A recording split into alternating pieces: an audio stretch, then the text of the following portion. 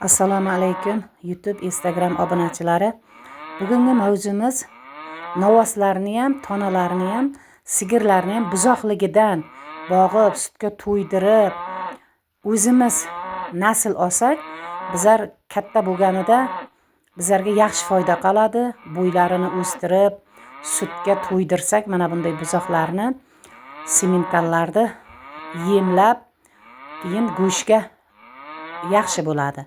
Mana onalarini ham suti ko'p, ham sut sog'ib olasiz, ham buzoqlar emadi. Mana kelajakda mana bunday katta novvoslar suyagi to'lgan va yem yegandan birdan o'ziga olayotgan va sizga daromadingizga daromad qo'shayotgan novvoslar bo'ladi.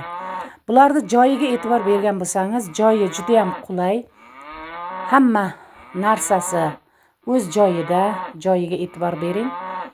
Yozda parraklar qo'yiladi, shamol kelib turadi, qishda plenkalar bilan o'raladi va bulardan qolayotgan foyda sizni daromadingizga yanada daromad qo'shib, mana bug'oz sigirlar ham bor, naslni o'zlari yetkazib oladi.